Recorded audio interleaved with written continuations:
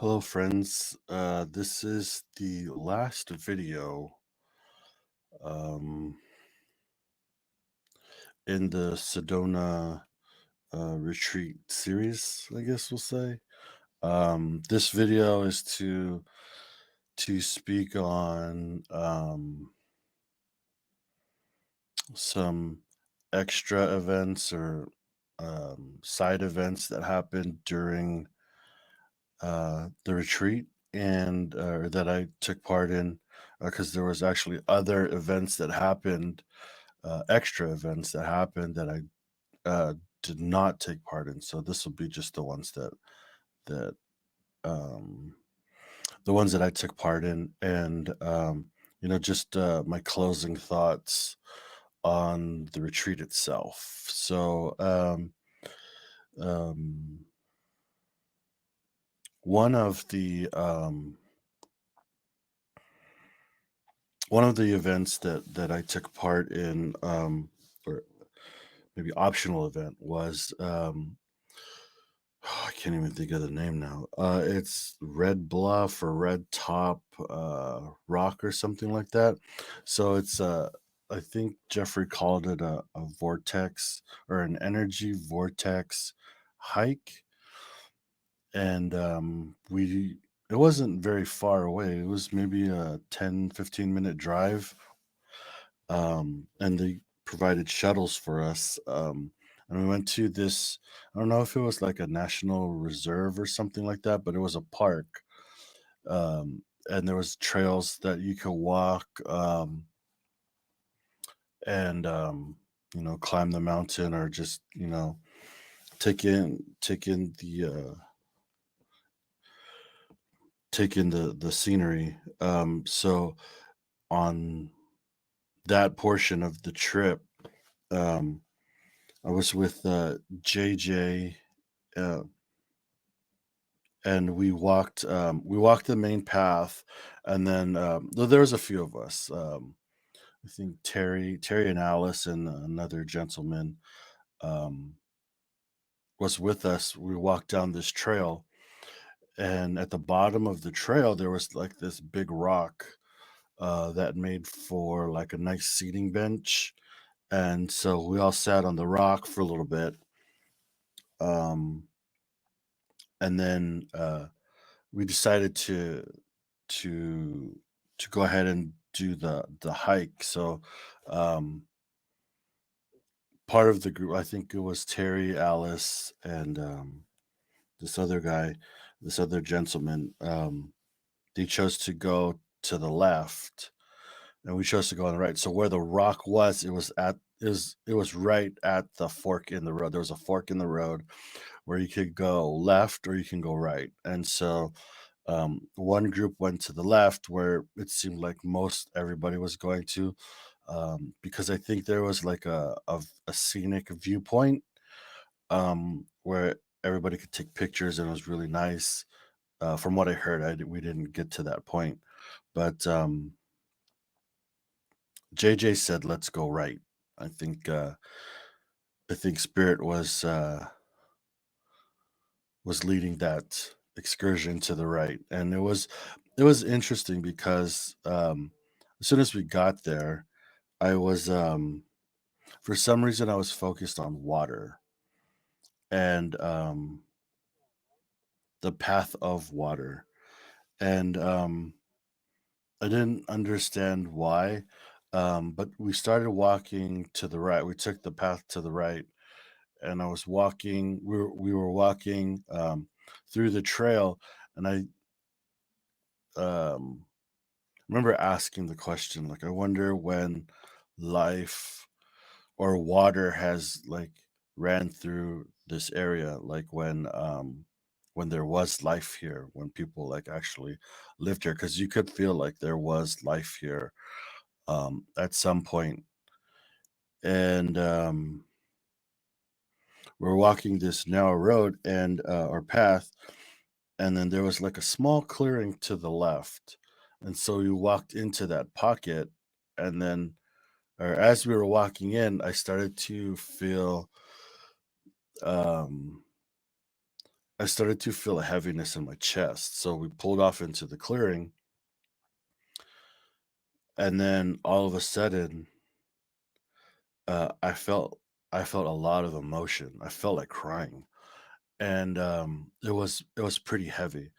And I remember telling that to JJ, and she said, you should cry.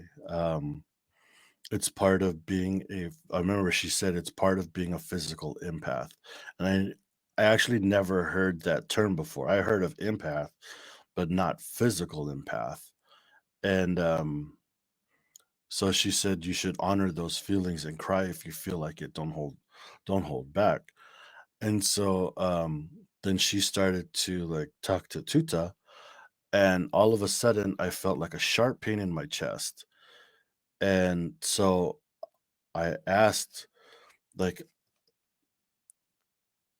I asked if that was an arrow because I felt like somebody died there. Um, and that sharp pain that came into my chest, I like I said, I asked if that was an arrow, and I didn't get an answer. Then I felt this heaviness and a warmth come through my chest, but it was like a pressure, like pressing against my chest or my heart space. And yeah, I felt a warmth come through. And then, I remember, just holding my chest, and I was like, "JJ, I could feel my chest." And, I looked off to my right, and, um, in my mind's eye, I saw a man that looked like, Ukwala the medicine man, and he was chanting and dancing in front of a bonfire, and I didn't understand why he was doing that. Um And I was wondering if it was to release, spirits or to help them cross or something, but, um, I never got an answer. And so but I just kept seeing this image of this man that looked like Ukwala the medicine man in, like, tribal dress, and he was dancing and chanting, and sometimes, like, the fire would go really high and then it would just die down, like, depending on what he was doing. And, I remember, so I came out of it, and then, um, JJ said, um, "Your pain should be gone now." And like, when she said that, then, the realization came back. I was like, "Oh, wow, it actually is gone."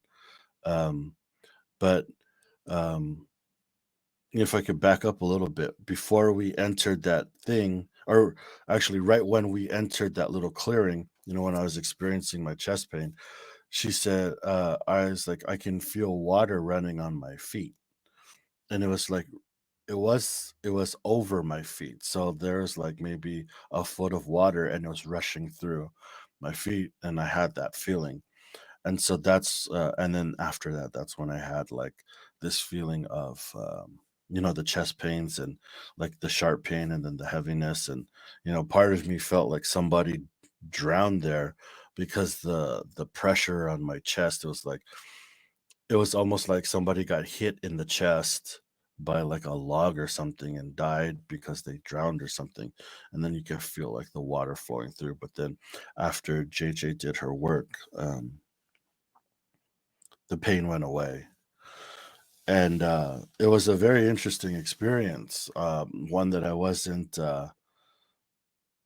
I didn't think was going to happen. It wasn't something that I was looking for or anything like that, but it just came about. And I thought it was interesting, um, that I experienced that. And then I felt blessed that JJ was there to like kind of walk me through that experience. Um, so it was interesting. She said, like, okay, I think we're done now. Let's go back the other way. And so we did. We walked back to the other way. And, it's interesting because it's like when you're going somewhere, like going seems a lot longer than when you're returning. So, when we were walking that trail to get to that point, it seemed like we were walking for a little bit, like a while. And then, but when we came back, it just felt like an instance we were back to where we started at that fork in the road. Um, and I only bring that up is because it felt like we were going through portals or time warps. Like as you're progressing through the path, there's a sense of feeling like you're walking backwards into time, or like there was history here.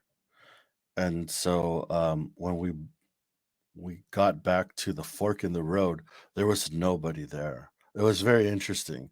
It was empty. I mean, when we got to this place, there was tons of people. Um, our big care, we had two shuttles that dropped us off. The parking lot was full. There was so many people coming and going.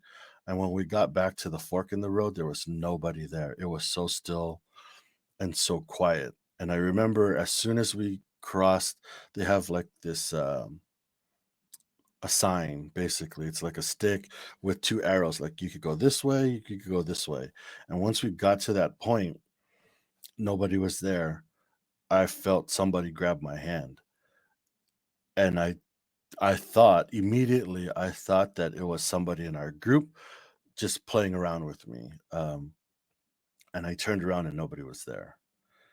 And I could feel it grab my fingers, the tips of my fingers on my left hand, and it was almost like they just tried to grab my hand, not to scare me or anything, but when I turned around, there was nobody there, and I told JJ that, and then she said, "Was it a child?"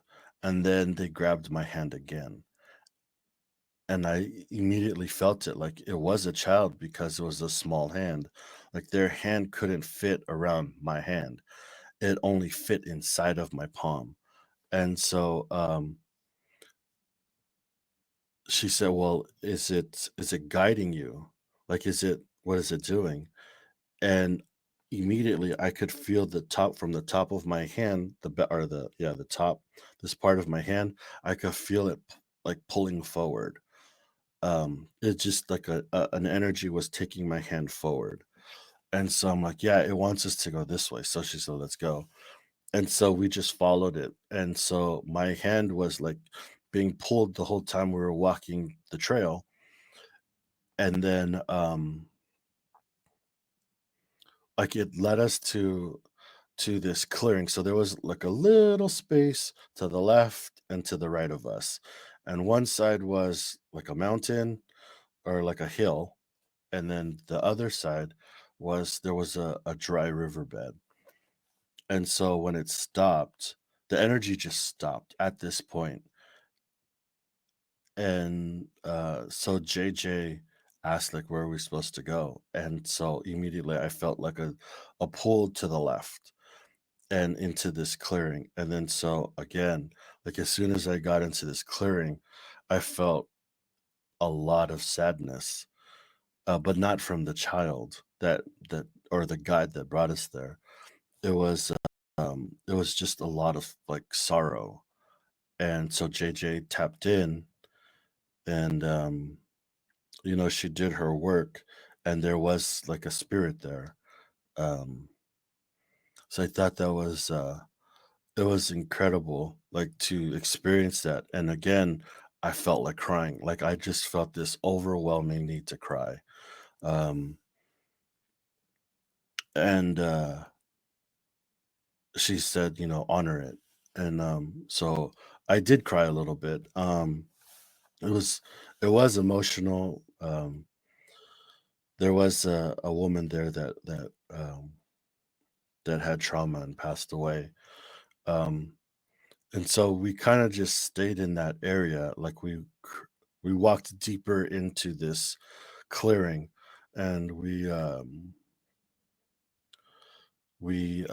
crossed the riverbed, and you could see like trails of animals. Um, all over the place. And I think um, what was cool was JJ said we should leave something for spirit. And it was cool because, growing up in Hawaii, I was taught at a very young age when you go to like someplace sacred, like in Hawaii, there's a lot of sacred burial grounds and stuff like that. And we were taught at a very young age that when you go into those places, you never take, you give. Um, and so you give some kind of offering of uh, to the spirits that are there. And so, like, well, in Hawaii, we would just take like a lava rock or some kind of rock, and then wrap it in a tea leaf, and leave it for spirit. It was just like maybe like a ceremony gift um, to spirit, and to never take anything from from that place. So when JJ said that, it rang true, to how I was taught when I was growing up. And what was cool was we left a fire pit. We built a fire pit for for the spirits that were there. And it was it was interesting because we were guided to that space, and then once we were in that space, we were directed where to go, but also where not to go. Like, so JJ was picking up like, "Hey, don't go over there." Like, I'm getting like a very strong feeling. I don't know if it was from Tuta or her own intuition. Like, you should not go into this area, but it's okay to be in this area. And so I thought that was a really amazing experience that we had. Um, Still at this event. So, um, we were on timers so that we wouldn't like lose track of time and get left behind. Um, so it was time for us to start heading back. And we were walking back, and we came to I think JJ spotted this like clearing between some trees, and the sun was coming through at a certain point where it looked like the trees were like cupping the sun or something like that. And it was really nice. And so I think Kevin was with Kevin eventually joined up with us, and so did a few other people as we were walking back at that spot, and everybody was taking pictures, of this like sun and stuff like that. And what was amazing was I don't remember who, but somebody caught a blue orb in the picture. Um, and what was really interesting was other people got pictures of a blue orb, not in the same spot. They were like in different spots. And this is during the day, like um, 2, 3 o'clock in the afternoon. So there's full light and everything. But in these pictures that people took while in this park, it captured different lights, I'll say. So, like I said, somebody within that little group that we caught up to or caught up to us, they caught an image of a blue orb. Somebody else, like in looking at the pictures that other people had or sharing the experiences, like on the bus, other people caught image of blue orbs also in their photos at different locations in the park. So like one was at I think it was at the viewpoint or like, you know, and then I think one group climbed a mountain. Actually, they got up the hill, and in their picture, it had a blue orb also. Mine had or there was a couple of pictures that I took that had like a green, I wanna say it was a green dot, but I'm not sure if that was just a reflection dot or a actual orb. but I thought that was very interesting. And then there's also like people took pictures, and there was these amazing streaks of light that were like crossing through um the photo, or like, if the group is out here, there's a streak behind them. That was pretty amazing. I don't know if that's just like if that's like spirit, or if that's just like part of the camera, but a lot of pictures that I saw, well, not a lot, but there was a few pictures that I saw with an amazing streak of light coming through. Um, and then the blue orbs. And mine were green though, but I think that might have been like, maybe that you could call that a reflection of the light, of the lighting. I don't know. I don't want to say that it was an orb, only because I know, like, oh, it's not an orb, and stuff like that. But if it was, that's cool. Uh, and if it's just a reflection, then that's okay too. But that was our experience for the most part at whatever that red roof, red top, or um Black Rock. I don't remember what it was called, but yeah, it was a really cool place. A lot of spirit there. JJ also took us to she took a couple of us to her friend's house, Adele, who has like this ranch, and it was like horse healing, and she has the medicine wheel, and that was pretty special. I never experienced horse healing, and when she said, I'm like, "What is this all about?" You know? Um, but when Adele brought the horse out, I understood what horse healing meant. So, it was interesting because we had, like, this long conversation with her, and she was explaining to us about animals, and way to approach and respect, and all of the it's very important stuff, but she was explaining all of this to us, and so it was nice to see, like, oh, who's the first one? One of the ladies that was with us, she is more experienced with horses, so she actually went first, and she walked one of the donkeys, I believe. I don't think it was a horse.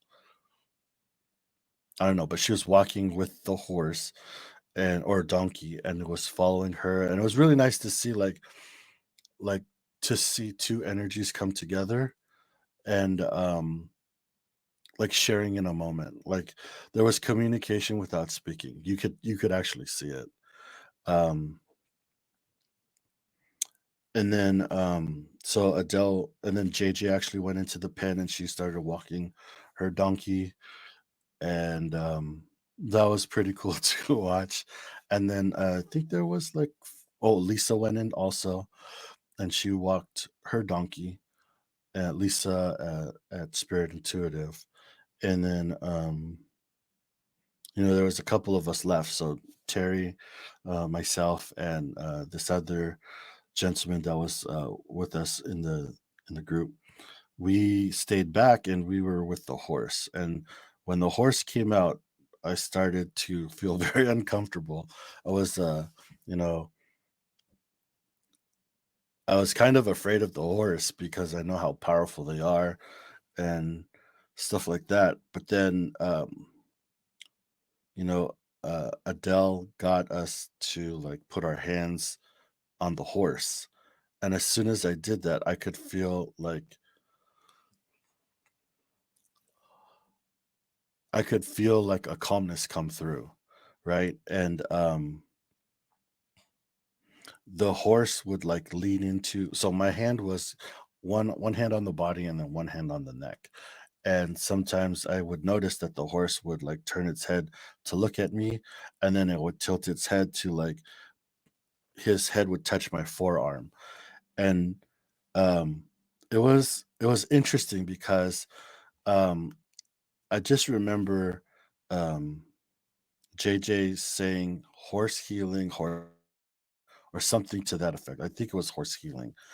And then when the horse like leaned its head, and it kind of like touched my forearm, I asked Adele, and I said, "Is the horse healing me, or am I like healing the horse?" And then she just smiled and was like, "Well, what do you think is happening, Richie?" And I was like, "I think the horse is healing me." And she just smiled again. And yeah, I think that's what was happening. Was the horse was actually healing us, and it's a very interesting experience. Um, yeah, it was really cool. But those were the two extra or optional um, experiences that I had. There were others that I chose not to take part in. So like there was one where they did a oneness. I don't know if it was a meditation or something, but it was offered at the center. But I was just too drained from the Reiki attunement, and well, not drained, but I just felt like I needed to take time. And so I went back to the hotel for the evening, and so I missed out on that ceremony. And then there was like another, I think Jeffrey was calling it a galactic excursion, and they went out in the night and looked for stuff in the sky. And I think one of the persons that was in our group caught a picture of something super duper. I'll just say that. Um, but yeah, those were my two uh, extra or optional experiences that I share or that I experienced. So like if I was to go into final thoughts of this retreat, I think um I don't know if it's what um would be a full circle moment, or because it was just there were so many moments that happened.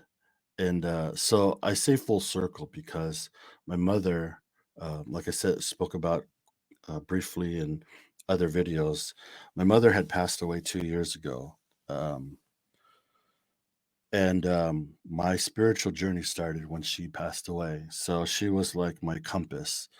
Um, like whenever I felt lost or something, she would either she would call me or I would call her. Like always was watching me from afar, I guess. And so she knew like if something was wrong, she would just like text me or call and stuff like that. And she would always had this way of like getting me to find north again. And so when she passed away, I was wanting to find a way to reconnect with her because I knew it was possible. And so that's what started my spiritual journey.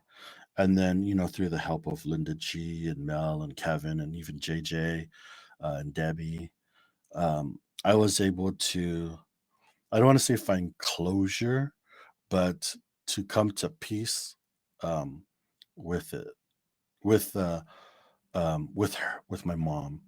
And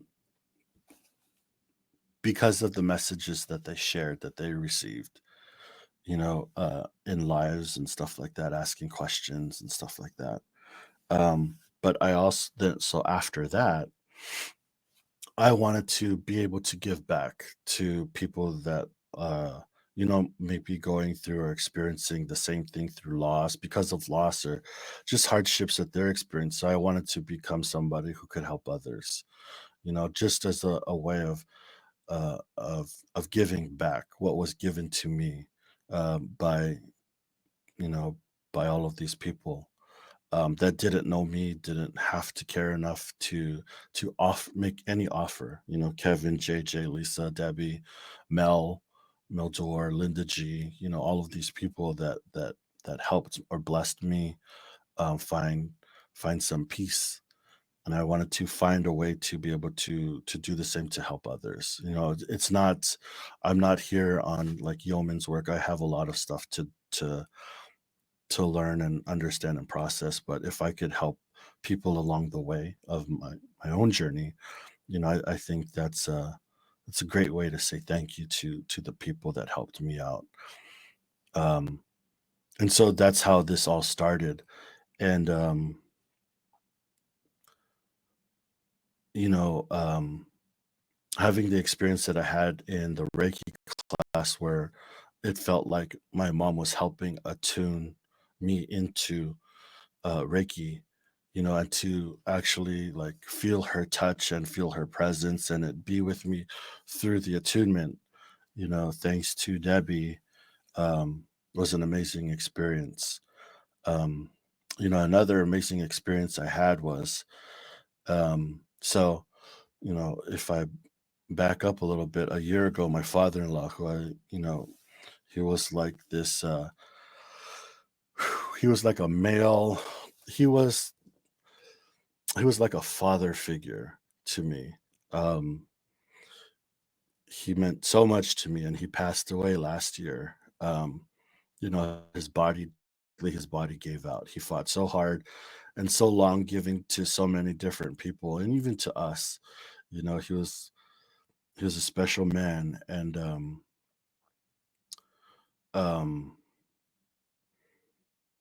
every um, whenever I think of him, or I don't even know how to say it. So when I moved to Oregon from California, so right after he passed away, we moved. We just needed to have a fresh start.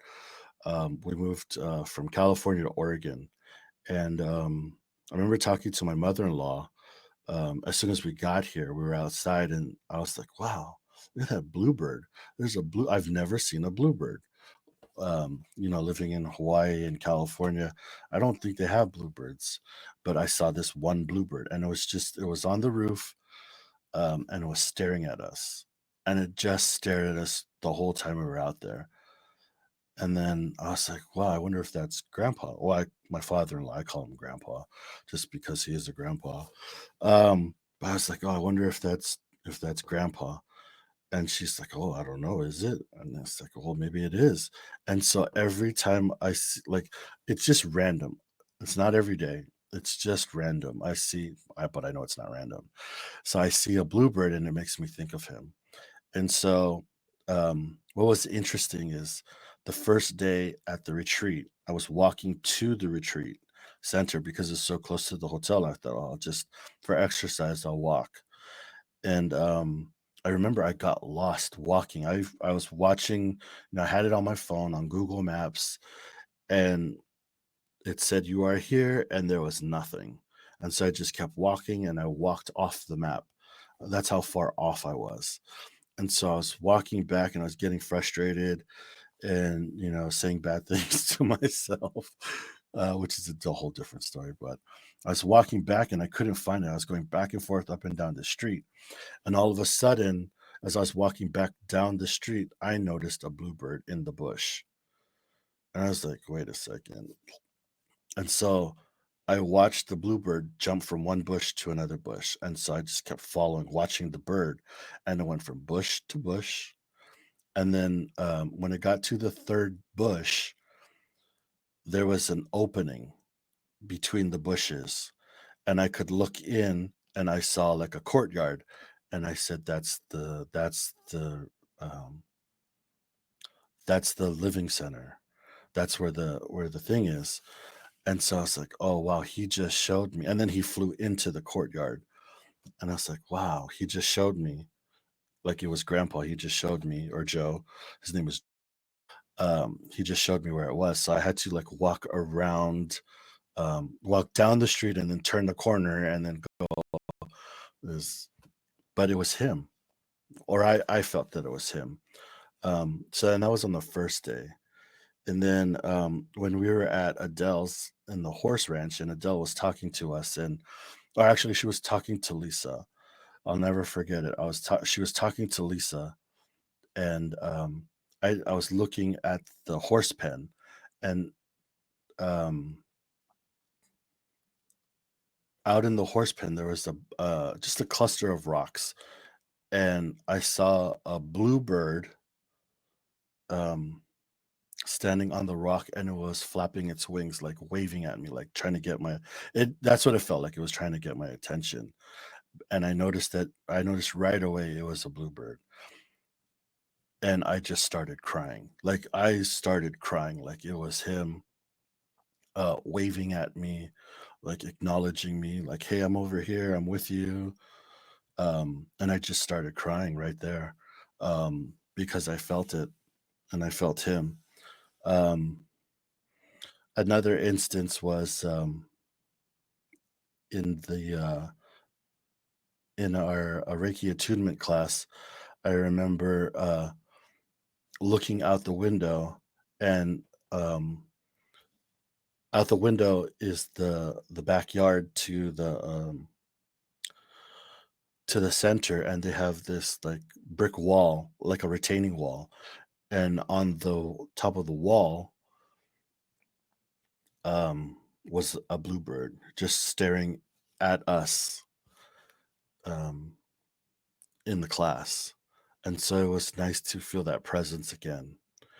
And then that night I went back to the hotel and I was writing down in my journal, you know, that I saw a blue bird. And I remember looking up in the hotel in my room, and there's a painting on the wall. And I looked at the painting, and in the painting, um, there's a bush in the painting, and inside of the bush is a bluebird. And it just felt like, like he really is here with me, and so is my mom. Um, During this event, I thought it was it was very cool to realize that, I'm not alone, in spirit. Spirit is with me all the time. It was a great reminder. So, I was doing this journey, and it was a personal journey, and I was, kind of walking it alone. Uh, but there was all these reminders that no, you're not alone. Like, we're all with you, and we're all walking with you and sharing this experience with you. Um, so you're not alone. So it was pretty amazing to experience, that with my mom, and then with my father-in-law, uh, Joe. And then, another experience that I had along the same lines was in the class with Debbie. Um, there was a moment where I felt so like, um, I can tell when my father's around, because my father passed away a long time ago, maybe t- over 10 years ago, maybe 12 years ago. Yeah, maybe 12 years ago. He passed away, but I remember doing a meditation, and I said, "Dad, if you're with me, um, can can you come up behind me so I can feel your presence and know what that feels like, and then I'll know um, when you're around." And so I'll never. My dad had these enormous hands. So the only reason why I know how big they are is because he was a bowler and I was a bowler, and I could not hold his bowling ball because his hand was so large. Like, I could barely grip it. That's how big his hands were. Um, and so, like, when he comes around, I can feel his big hand on my shoulder, and it just comes over. And so when I was in Debbie's class, I felt my dad's shoulder touch me, or my dad's hand on my shoulder touching me. And so I was like, "Oh, okay, cool." I acknowledged it. And maybe a couple minutes went by, and Nicole, um, who became one of my buddies, um, she just looked up at me and said, "Who's Thomas?" And I said, "Oh, that's my dad." And she said, "Oh, he's here, and he wants you to know he's proud of you." Yeah. And I was like, "Oh, wow, that's crazy." I don't even know if I told her this story, that I felt him touch me just minutes ago. Um, but yeah, just to have that experience while I was there, my whole family's here with me. Uh, I thought I thought it was amazing. Um, you know, in back at reflecting, I spoke in the first video about overcoming all of these like emotional things and like anxiety and being self-conscious about my stuff, my body and my weight, and you know being a weirdo, I guess, or being uncomfortable around a lot of people. And one thing I noticed was, before I even got there, maybe for the last 6 months, I've been very emotional. Um, like if I see something on TV, or if I read something, like it could make me cry. Just depending on what it was or how much I connected into it. And I didn't understand. I knew I wasn't crazy. It's not that. And I understand, like, being an empath, um, you feel stuff. Maybe you feel it more than you you realize, or that other people realize, and so you kind of like go there a little bit, like, oh, I'm a nut job. No, I'm not a nut job. It's this is what it is, but I don't understand what to do with it. So I remember, like, every day I would like tear up or get emotional, and I didn't understand why. I just said, like, oh, it's because you're an empath, but I didn't know what to do with it, like how to process it or anything. And part of me starting to feel bad about it, because I go there. I was like, what's wrong with you? Get a grip, man. Like, come on, you can't be like so sensitive. And just um I remember being the at that canyon with, or that red top or whatever it was called, with JJ. And I'll I'll never forget the moment where things kind of made sense and I understood how to process things, was when I told her, like, I felt like crying like 2 times because I felt something. And like, when she said the words, you're a physical empath, and you have to, like, acknowledge it, and you have to, like, if you feel like crying, then cry, like, let it out, release it, let it go. And like, that was a part of processing this. And so when she said that, then I thought back to other conversations that I've had with Kevin, where people say they feel stuff and I don't. And it was like, I could hear him say, don't apologize for who you are. um it's okay to feel what you feel, and if you don't feel something, then that's okay too, but don't apologize um for the person that you are. And so, in those two, when JJ said that to me, and then remembering what Kevin told me, it was like everything came together. And it was just like, all I have to do is just acknowledge those feelings and not push them away or try to suppress it. Because in the suppressing it, sometimes it made it worse. Like, then I would really start to cry. And it was kind of interesting because I cried every single day that I was there. And it was like, the longer I was there, the more I would cry, um, at the retreat. And I think it had to do with me being open. Like, choose when you Koala told me the story about, like, not, and you see all of me. Um, and it was a choice that I made to open up, and not uh feel the need to protect myself. So I felt like, I don't want to say I was wide open, but I was more open than I normally would be. And so that allowed for all of this feeling to come in, or emotion to surface, or for me to take it in and experience it. And when JJ told me, you know, when she said what she said, then it put everything, like, it made it so I could understand everything, about myself, what I'm feeling, what I'm going through. And um, I feel so honored to share my time with her. And she's always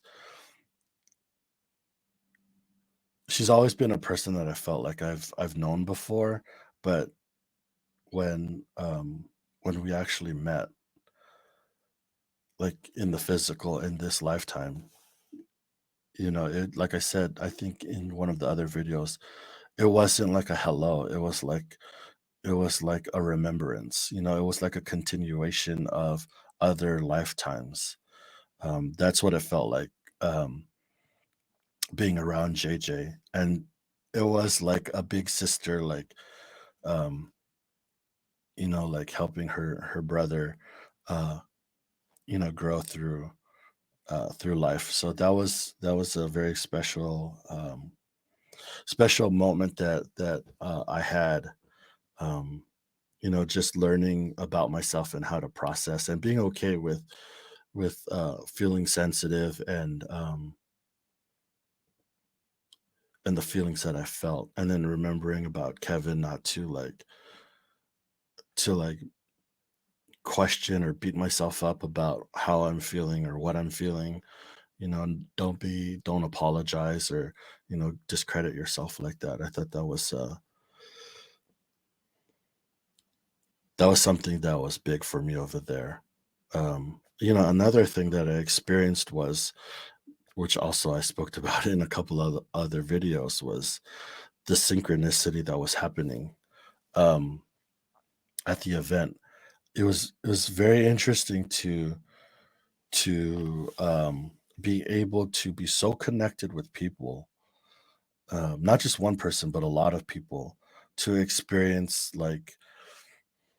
having conversations and not listening to the words that they're saying per se, but to understand the feelings that they were like.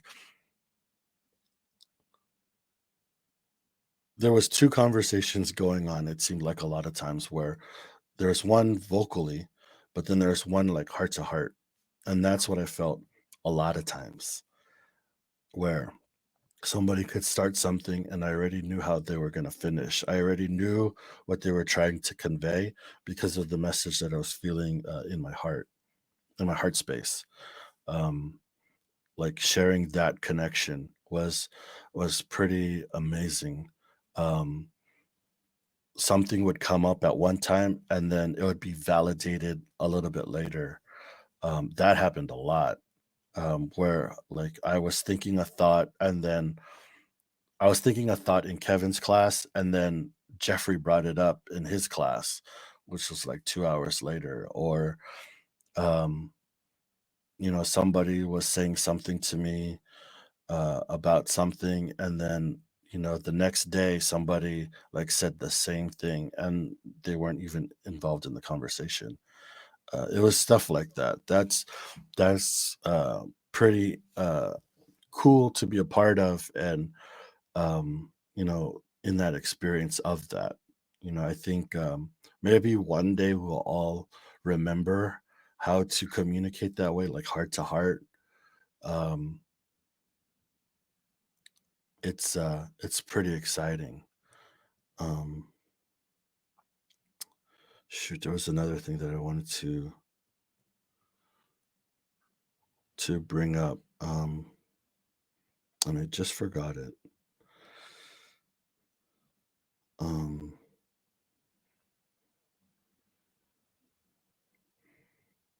Darn,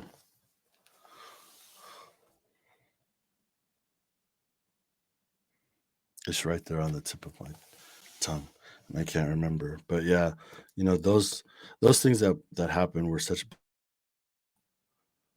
with being able to process emotions and work through things, um, realizing that I wasn't walking alone. I was walking with my loved ones that were on the other side, and as well as the people in the retreat that I felt like I had a connection to before. So I actually remember what I was going to talk about, and it's actually about the connections that I had with people there. So what I found very very interesting was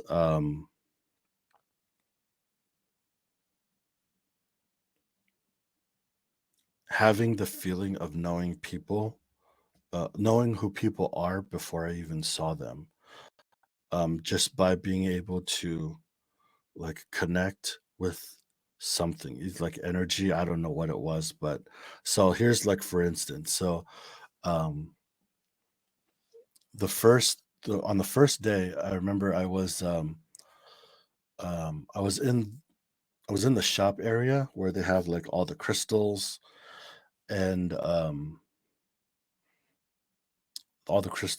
and everything, like, I don't want to say trinkets, but there was like stuff that you could purchase, like tarot cards and I don't know, cloths, like maybe like a wrap that a lady would wear, a scarf, I think is what it's called. Sorry. Um, but I remember being so. I should preface it. I've never met anybody before. I've only seen a few people online, that actually post videos and go live and stuff like that. That's the only reason why I would like maybe recognize somebody, like if I saw their face. So, like for instance, Lisa greeted me when I walked through, and I knew it was Lisa because I saw her face. Um, but when I was in that gift shop area, I was in the far back, and I turned around and I saw the back of this woman, and I right away I knew that's Alice. That's Alice Leong. Um, and then so I was just sure of it, and I didn't see her face or anything. I looked at the back of this lady, and I said, "That has to be Alice." And so I walked around the corner. I was like, "Alice, is that you, Alice? Alice?" And then she turned around. And she's like, "Oh, Richie." And I was like, "Wow, that was very interesting. Kind of crazy that I recognized who she was by just looking at the back of her, and I've never met her before." So another interesting moment was same day, first day. I was sitting outside in the spot that I sit. Um, it was the first day, and it was already evening time. It was dark, and they kind of have a long driveway. And I remember seeing the silhouette of two women walking up the driveway, and right away I said, "That's Terry and JJ." And so it was dark. I couldn't see them. I didn't hear them speak. I just saw their silhouettes. And I said, "That's Terry and JJ." And sure enough, it was in that order. It was Terry on the outside, and then JJ was on the inside of the driveway. And they were walking up together. And it was it was really cool. Like how is that possible? To know who somebody is without seeing them, hearing them, or anything like that. So I don't know what I was picking up on or tuning into, but that I thought was an amazing experience. So this is where it gets really weird. So when we were um in the still on the first day,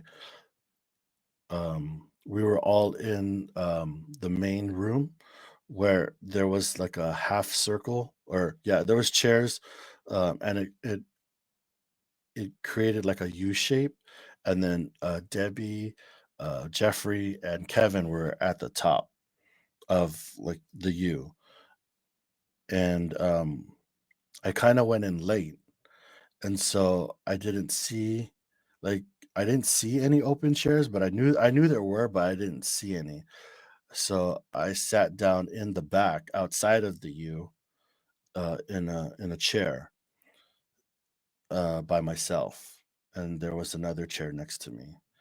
And so I sat in the chair, and then all of a sudden, this guy sits down in the chair next to me. And I looked at him and I said, "Oh my God, that's Brian." And why it's weird is because a year and a half ago, I I was in this mediumship class, and I was given a name, and that's all it was. I wasn't given a picture, a description, or anything. I was just given a name, and I was asked to read on this person. And so I did, not knowing anything, and I told the instructor, what I got, and he was like, "Yeah, you were right." And so fast forward a year and a half, I still don't know who this guy is. I was just given a name. I did a reading on him, and it was that guy. It was the guy I read on a year and a half ago. It was that Brian, and I was just like, oh, like when I found out, it was validation. Um, I don't know if I was more happy about the validation or just realizing like, hey, this is the guy I read on a year and a half ago. But I thought that was really super amazing that happened, and then finding out that that was the guy that I read on. Um, but how is that possible? Is is my question. Like that you can tell who, like somebody without even seeing them, just tuning into something. You don't see their face, you don't hear their voice. I didn't hear anybody call this guy out or any of the others, but I knew just by looking at them that who they were. Um, other experiences along those lines, not to that extent or extreme, was like with Ukwala, the medicine man. I looked into his eyes, and there was like a feeling of of knowing. Um,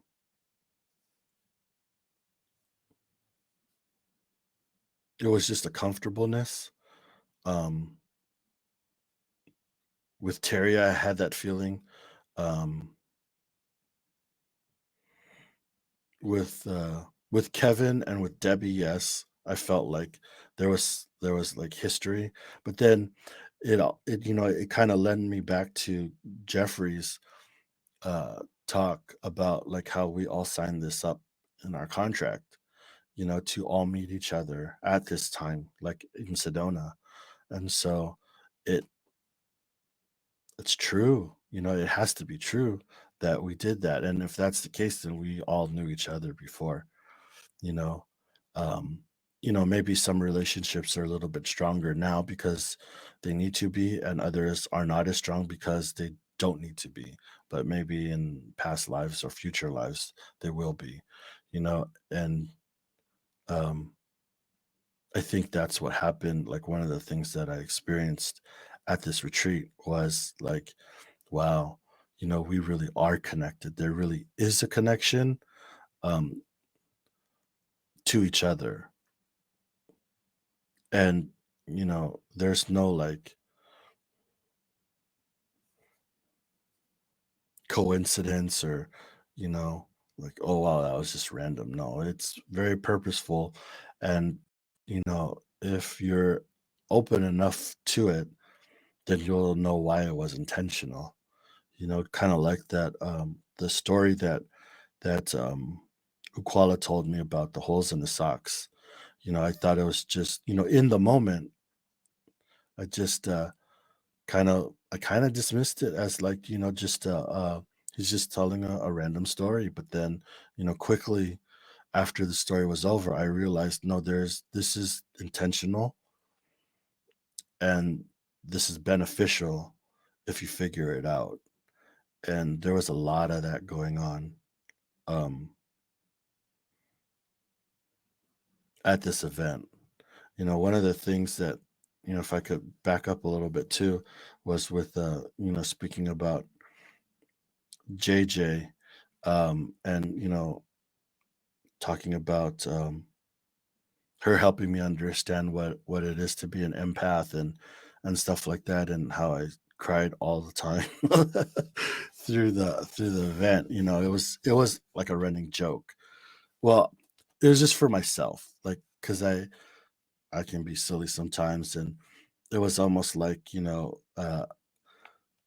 my name moving forward will be Richie the Crying Medium, because I cried so much. And it was just like, it was, I was crying for, because I could feel the emotions of things. So like, something happened to uh to to someone, I'll just say someone in our group, out of respect for their moment. But I was crying because I was so happy for them. Um and I could feel their happiness, and so I started crying for that. It was funny because, um, Adele was asking me one time, she said, the person who runs the horse ranch, she's like, um, what do you wanna get out of this?" And immediately I just started crying. I said, "Oh, I'm so sorry, but I just feel so happy for this person, I wanna cry." And then so it was kind of like, you know, I think everybody got a good chuckle out of it, but that was the type of weekend it was. It was very emotional, and, it's very, you know, in a lot of way it wasn't emotional in a bad way where, like, "Oh my god, all this suffering and sorrow," and it wasn't like that. It was just emotional because, like, I guess I could feel everything, and, this is a pretty long video, so I'll just close it by saying, like, this event was so amazing because I allowed it to be amazing. I was able to feel so many things because I chose to be open enough to feel them. And I don't think that it's because, so I think it was in the first video I said that I tried to figure out, like, where's the magic? Is it because we're all at the same level? Is it because of this building? Is it because of Sedona? And I think maybe it was just because I allowed it to be, and so it was.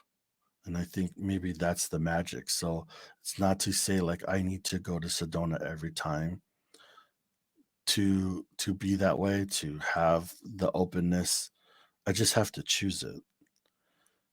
And because I chose it, I had such an amazing time. People that I remembered from other lifetimes. Um, so um, if I could say thank you to Kevin, Jeffrey, Debbie, Lisa, JJ, Terry, Alice, Annie Bear, um, for providing me the opportunity to see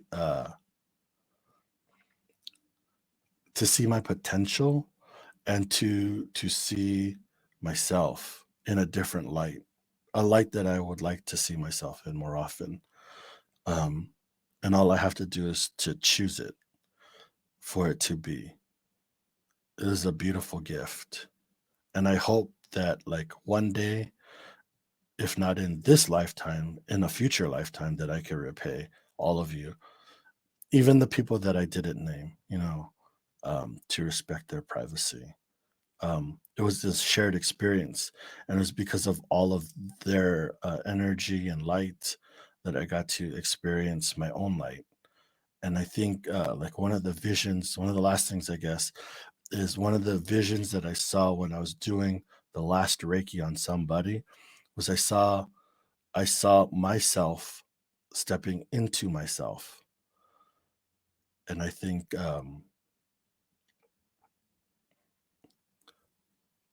that gives me the confidence to know, like,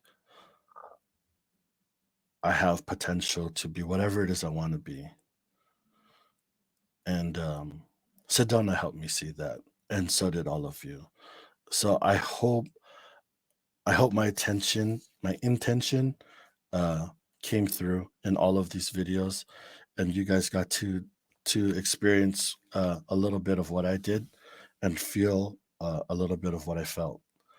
And I hope you guys find your own Sedona if it's not in Sedona, but I hope that you guys can all find your Sedona um, some way, um, whether it's through a retreat or maybe just allowing yourself the space to open up and see and experience and feel um, whatever it is that you need to. But thank you all for going on this journey with me, um, and lasting with me through. Like I said, I told you I could speak for hours. I think I could speak a couple more hours on this stuff. But thank you all for blessing me. Um, I know Teresa Ford, you said that my ears must have been burning because we were all wishing good thoughts for you. Well, they weren't burning, but I did take a lot of you with me, and I did bring you all up in conversations that I had with Terry, and so I did try my best to bring you guys all along while I was there, and hopefully through these videos. And so again, thank you so much for always supporting me and wishing good thoughts on me and being a part of my spiritual journey. So I'll just say I love you all, and I'll see you guys on the next video. Thank you.